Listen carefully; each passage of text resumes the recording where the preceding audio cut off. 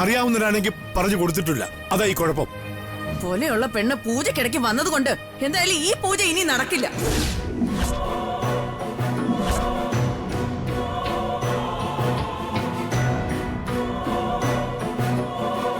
അതിന് കുഴപ്പമില്ല. ഇത്തരം കുഴപ്പങ്ങൾ വന്നു ചേരുമ്പോൾ അത് പരിഹരിക്കാനാ ശുദ്ധികലശം. ഇവൾ ഒറ്റ ഒരുത്തിയല്ല നശിപ്പിച്ചത്. അതിനൊക്കെ കൂട്ടുനിന്ന് ഇവള് സമാധാനം പറയണം.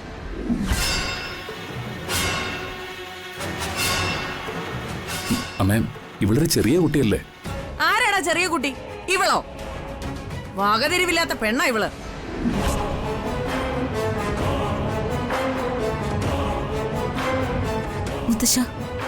മുത്തശ്ശി, എന്നോട് ക്ഷമിക്കണം. ഔട്ട് ഹൗസിൽ നിന്ന് ഇങ്ങോട്ട് വരരുതെന്ന് പറഞ്ഞിട്ടും വീണ്ടും വന്നിട്ട് ക്ഷമ ചോദിക്കുന്ന ഞങ്ങളെ കളിയാക്കുന്ന പോലെയല്ലേ? എന്റെ അമ്മ മരിച്ചു പോയതിന്റെ ദുഃഖത്തിലാ ഞാൻ. എനിക്കിവിടുത്തെ ആചാരങ്ങളൊന്നും അറിയില്ല. അതുകൊണ്ട് പറ്റിപ്പോയ കുഴപ്പോ. എന്റെ അമ്മ എങ്ങനെയാ മരിച്ചെന്നറിഞ്ഞ നിങ്ങൾ ആരും എന്നോട് ഇങ്ങനെ പെരുമാറില്ല.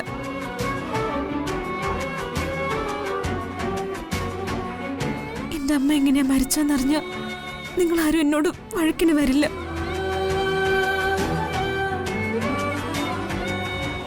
അച്ഛനെയും അമ്മയെയും കുറിച്ച് ഒരു കാര്യവും പറയില്ല എന്ന് എനിക്ക് ഉറപ്പ് തന്നിട്ട് ഇവള് വാക്ക് മാറ്റുകയാണോ? നിന്റെ അമ്മ നിന്നെ മര്യാദയ്ക്ക് വളർത്തിയിരുന്നെങ്കിൽ നീ ഇവിടെ ഇങ്ങനൊന്നും ചെയ്യില്ലായിരുന്നു. എന്റെ അമ്മയെ കണ്ടിരുന്നെങ്കിൽ നിങ്ങൾ ഇങ്ങനെയൊന്നും പറയില്ലായിരുന്നു. ആരാണ് ഇത്ര വലിയ പുണ്യാളത്തിയായിട്ടുള്ള അമ്മ? അതൊന്നും അറിയണമല്ലോ. ഞാൻ കാണിച്ചു തരാം.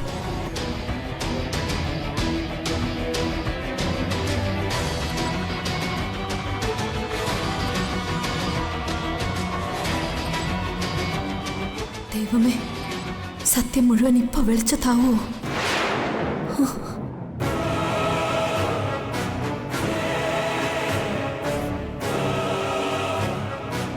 പൂജ നശിപ്പിച്ചിട്ട് പിന്നെ വന്ന് ഓരോ പ്രശ്നങ്ങൾ ഉണ്ടാക്കുക നീ അല്ലേടി? നീ ആരാണെന്നോ നിന്റെ മാതാപിതാക്കൾ ആരാണെന്നോ ഞങ്ങൾക്കറിയേണ്ട ഒരാവശ്യമില്ല. അഹങ്കാരം കാണിച്ചിട്ട് പിന്നെ വന്ന് ക്ഷമ ചോദിക്കുന്നു. അല്ല, നിന്റെ അമ്മയുടെ ഫോട്ടോ ഉണ്ടെന്ന് വീമ്പിളക്കുന്ന കേട്ടല്ലോ. എന്നിട്ട് എവിടെ? അങ്ങനെ ആരെങ്കിലും ഉണ്ടായിട്ട് വേണ്ടേ കാണിക്കാൻ? എന്താടി ചോദിച്ചതിന് മറുപടി ഇല്ലേ?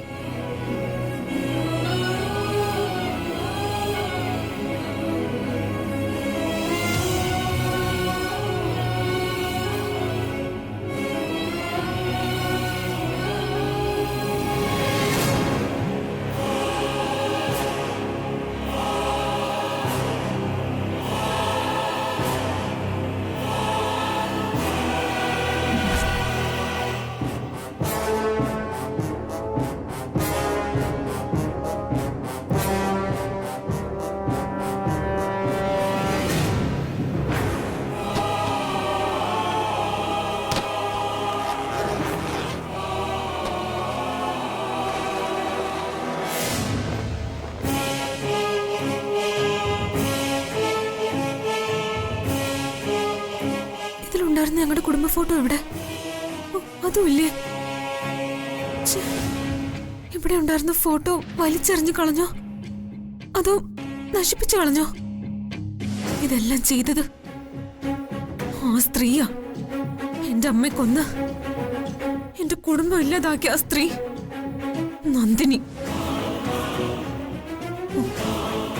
അവരെ ഞാൻ വെറുതെ വിടില്ല ഞാൻ.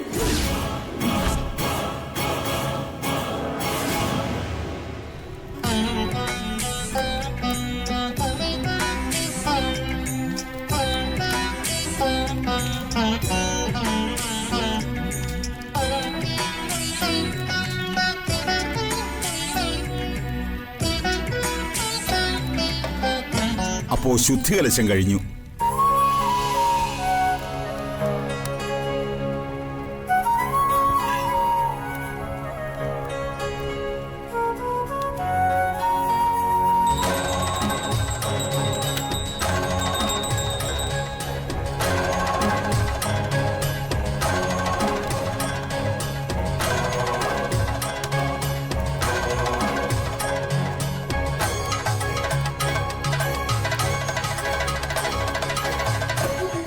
രണ്ടുപേരും ഇങ്ങോട്ട് വരിക.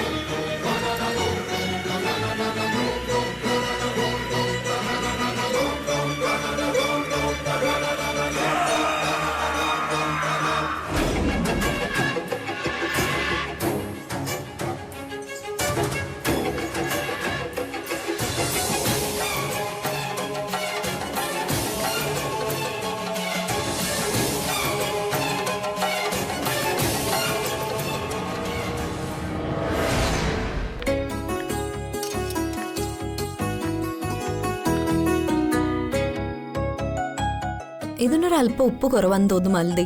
ഒന്ന് നോക്കിയേ. ആ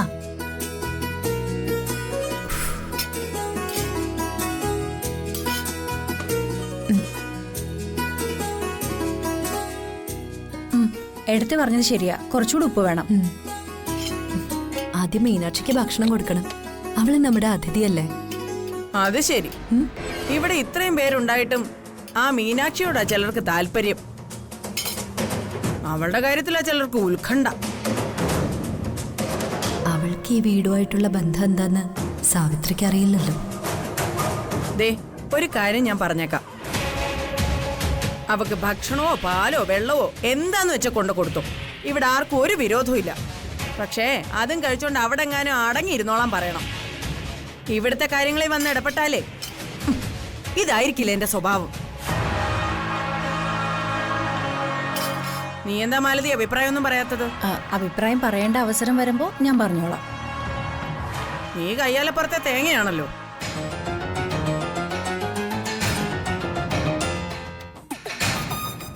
എന്റെ മകനും മരുമോൾക്കും വേണ്ടി നടത്തിയ പൂജ നന്നായിട്ട് നടക്കരുതെന്ന് ഇവിടെ ചിലർ ആഗ്രഹിച്ചു. ആ ചിലരിൽ ഒരാൾ ഞാനല്ലല്ലോ.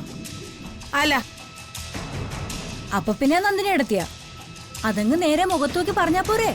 പറയും, മുഖത്ത് നോക്കി തന്നെ പറയും. എനിക്കാരും പേടിയൊന്നുമില്ല. ദേ ഇവൾ ഒറ്റ ഒരുത്തിയാ ആ പൂജ അലങ്കോലമാക്കാൻ വേണ്ടിയിട്ട് ആ മീനാക്ഷി അങ്ങോട്ട് പറഞ്ഞയച്ചത്. സാവിത്രി എന്നെ തെറ്റിദ്ധരിച്ചിരിക്കുക. ഞാൻ അങ്ങനെയൊന്നും മനസ്സിൽ പോലും ചിന്തിക്കില്ല. നീ അങ്ങനെ ചിന്തിക്കും. നിന്നെ എനിക്കറിയില്ലേ. അമ്മ നിന്നെ ഇവിടുത്തെ അകത്തമ്മയായിട്ട് വാഴിക്കുന്നുണ്ടാവും. അതൊന്നും ഞാൻ വകവയ്ക്കില്ല. നീ ഇവിടുത്തെ ഒരു സീനിയർ സർവന്റ്, വെറും ജോലിക്കാരി.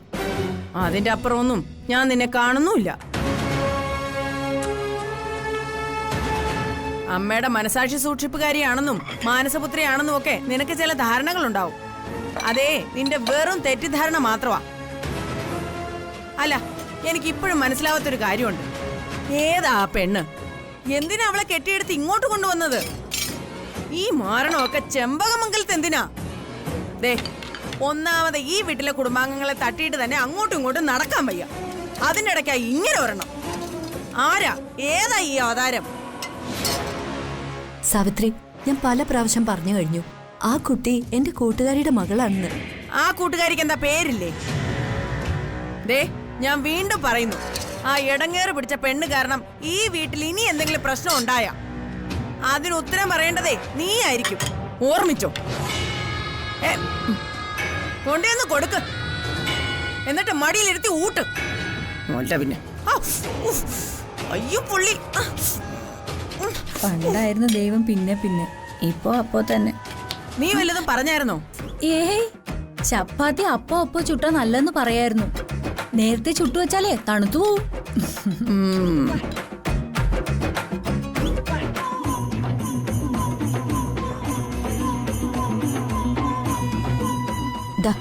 ആഹാരം കഴിക്കേ. ആഹാരോ? എനിക്ക് നിങ്ങളുടെ ആഹാരമൊന്നും വേണ്ട. അവരാഹാരം കൊണ്ട് വന്നിരിക്കുന്നു. അല്ല, നിങ്ങൾക്ക് എന്നോട് എന്തെങ്കിലും പ്രതികാരമുണ്ടോ? നീ ചോദിക്കുന്നൊന്നും എനിക്ക് മനസ്സിലാവുന്നില്ല.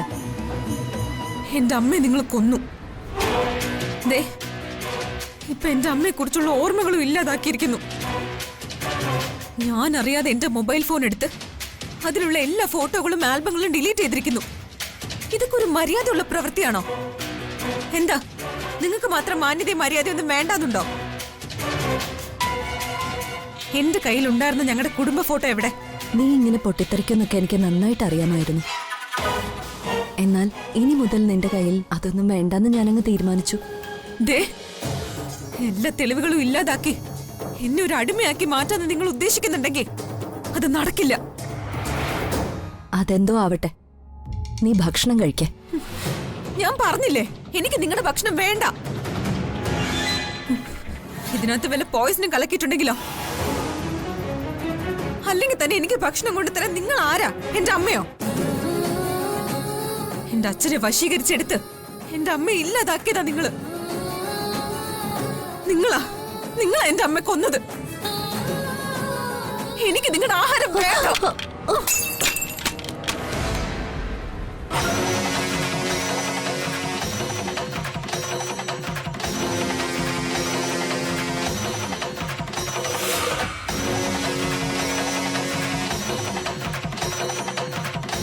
അന്നം വലിച്ചെറിയുന്നത് ദൈവം നിന്നെയാ. അത് ദൈവം തന്നെ കൈകാര്യം ചെയ്തോളൂ. ശിക്ഷ ചെറുതാക്കി കുറയ്ക്കാൻ ഞാൻ ദൈവത്തോട് പ്രാർത്ഥിച്ചോളാം. ആരെങ്കിലും ചോദിച്ച ഭക്ഷണം വലിച്ചെറിഞ്ഞു എന്ന് മാത്രം പറയരുത്. നിന്റെ കൈ തട്ടി താഴെ വീണു, അത്രേ ഉള്ളൂ.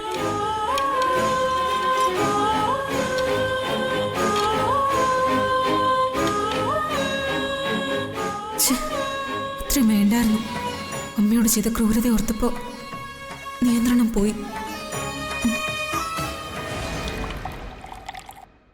പറയാതിരിക്കാൻ വയ്യ, ആ കുട്ടിക്ക് ലേശ അഹങ്കാരം കൂടുതലാ. അഹങ്കാരത്തിന് കൈയും കാലും വെച്ചവളാ അവള്. അതിന് യാതൊരു തർക്കവും ഇല്ല. ഇങ്ങനെ തലക്കനവും മറ്റുള്ളവർക്ക് തലവേദന ഉണ്ടാക്കുന്ന ഒരു പെൺകുട്ടിയെ എന്തിനാ എടുത്ത് ചുമക്കുന്നതെന്ന് എനിക്ക് മനസ്സിലാവുന്നില്ല. ആ, അതാ എനിക്ക് മനസ്സിലാവാത്തത്. സത്യം പറഞ്ഞ നന്ദിനി എന്തായി ചെയ്യുന്നതെന്ന് എനിക്ക് പിടികിട്ടുന്നില്ല.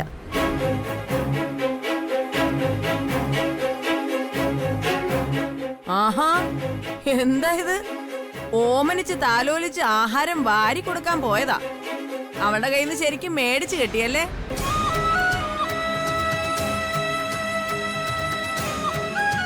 ഭക്ഷണം മുഴുവൻ അവള് വലിച്ചെറിഞ്ഞു അല്ലേ? നിങ്ങൾക്കിത് എന്തിന്റെ ആവശ്യമാ? സംഭവിക്കാനുള്ളതൊക്കെ സംഭവിച്ചു. അതിന്റെ പേരില് നന്ദിനി ഇനി ആരും കുറ്റപ്പെടുത്തേണ്ട കാര്യമൊന്നുമില്ല. ഇത്രയ്ക്ക് കരുതലോടെ കാത്തുരക്ഷിക്കാൻ ഇവരുടെ മോളൊന്നും അല്ലല്ലോ ആ മീനാക്ഷി. അല്ല എടുത്തി, അവളുടെ അമ്മ മാത്രമല്ലേ മരിച്ചുപോയുള്ളൂ? അച്ഛനില്ലേ അവക്ക്? അല്ല, ആ സംശയം എനിക്കും തോന്നിയതാ.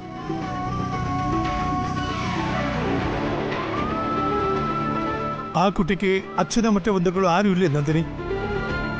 അവൾക്ക് എല്ലാവരും ഉണ്ട്, എന്നാൽ അമ്മയില്ല. അത് ഞാൻ എങ്ങനെ ഇവരോട് പറയും? ആരാ അവളുടെ അച്ഛൻ?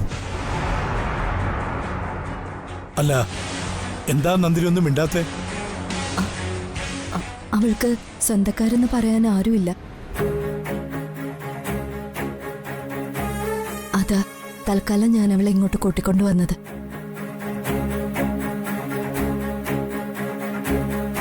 ദേവമ്മയെ ഉപദേശിക്കാനുള്ള കഴിവൊന്നും എനിക്കില്ല. പക്ഷേ ദേവമ്മ വിഷമിക്കുന്നത് കാണുന്നത് എനിക്ക് സങ്കടമാ.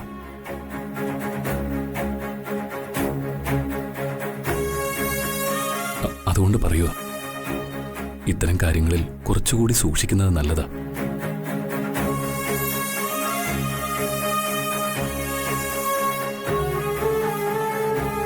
എങ്ങനെ ഞാൻ ഇവരോടൊക്കെ മറുപടി പറയും? സങ്കടങ്ങളാണല്ലോ എൻ്റെ കൂടപ്പിറപ്പ്. സഹിക്കാം.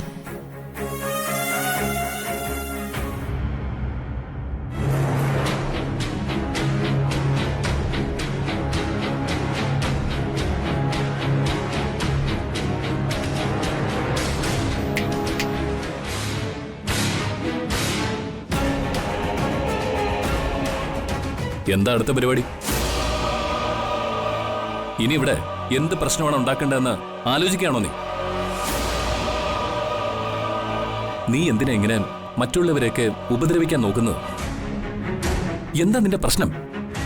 എനിക്ക് പ്രശ്നമൊന്നുമില്ലല്ലോ. പ്രശ്നമില്ലേ? നീ ഒറ്റ ഒരുത്തി കാരണം എന്റെ ദേവമ്മ എന്തെല്ലാം പ്രശ്നങ്ങളെയാണ് തരണം ചെയ്തുകൊണ്ടിരിക്കുന്നതെന്ന് നിനക്കറിയാമോ? ഞാൻ വിശദാംശങ്ങളിലേക്കൊന്നും കടക്കുന്നില്ല. ഒറ്റ കാര്യമേ എനിക്ക് നിന്നോട് പറയാനുള്ളൂ. പൂജയ്ക്കിടയിലേക്ക് കയറി വന്ന് അത് കുളമാക്കിയതുപോലെ ഇനി ഈ വീടിനകത്ത് കയറി വന്ന് നീ പ്രശ്നം ഉണ്ടാക്കരുത്.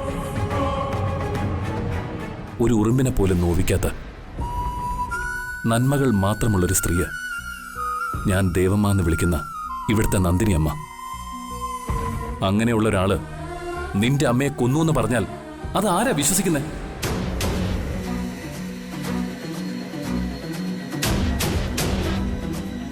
ഞാനിതൊക്കെ എങ്ങനെ അറിഞ്ഞു എന്നായിരിക്കും നിന്റെ ചിന്ത. അതെനിക്കറിയാം. അതൊരു IPS ഓഫീസറായിട്ടല്ല, വെറും കോമൺ സെൻസ്. നീ ഒരു കാര്യം കൂടി ഇപ്പൊ അറിഞ്ഞോ? നിന്റെ മൊബൈലിൽ നിന്നും നിന്റെ അമ്മയുടെ ഉൾപ്പെടെ എല്ലാ ഫോട്ടോസും ഡിലീറ്റ് ചെയ്തത് ഞാനാണ്.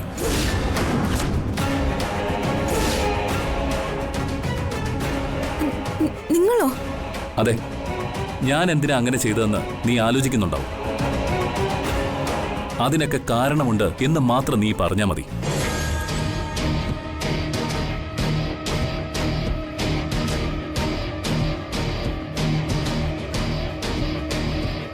പിന്നെ ഡിലീറ്റ് ചെയ്ത ഫോട്ടോകളും ആൽബങ്ങളും എല്ലാം ദാ എന്റെ മൊബൈലിൽ തന്നെ ഉണ്ട്.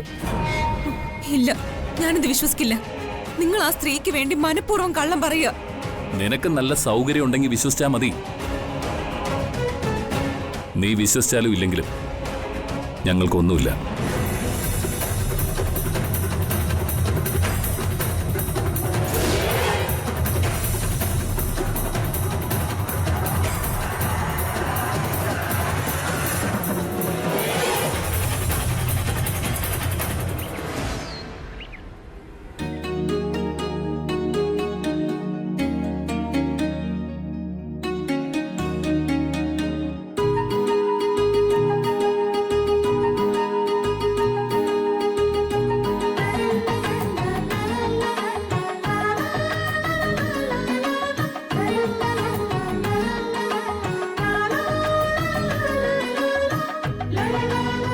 കുട്ടികളെ ഇട്ട് വെറുതെ വലിക്കുക. ഒരു യോഗ.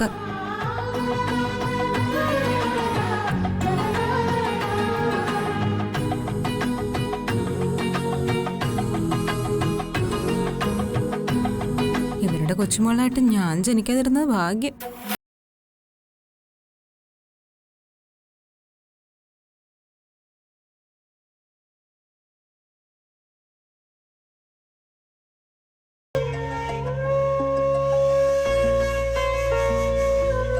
അമ്മ ഇപ്പൊ വരും കേട്ടോ. വെയിറ്റ് ചെയ്തു. മാഡം, എന്റെ ഫോട്ടോ. ഏത് ഫോട്ടോ? ഏത് ഫോട്ടോ ആണ് നിങ്ങൾക്ക് അറിയില്ലേ? ഞാൻ ഇന്നലെ പറഞ്ഞത് നിനക്ക് മനസ്സിലായില്ലേ? അതോ ദേവമേ വെറുതെ നീ ഇറിറ്റേറ്റ് ചെയ്യാണോ? ദേവമേ ചെല്ല.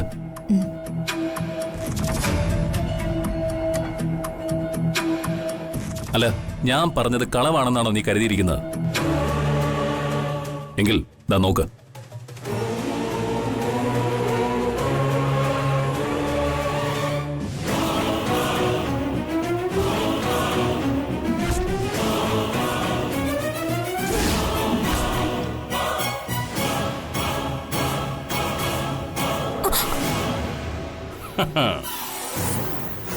ആ വേല കയ്യിലിരിക്കട്ടെ. അതിബുദ്ധി വേണ്ട.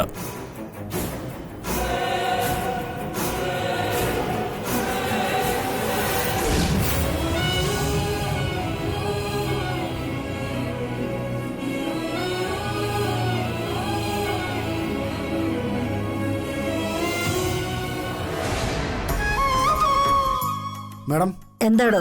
സാരി കൊണ്ടുള്ള ആളുകൾ വന്നിട്ട് മാഡത്തെ അന്വേഷിക്കുന്നു. ഞാനിപ്പോ വരാം. ശരി മാഡം. ശരി. അപ്പോ ബാക്കി നാളെ പഠിക്കാം.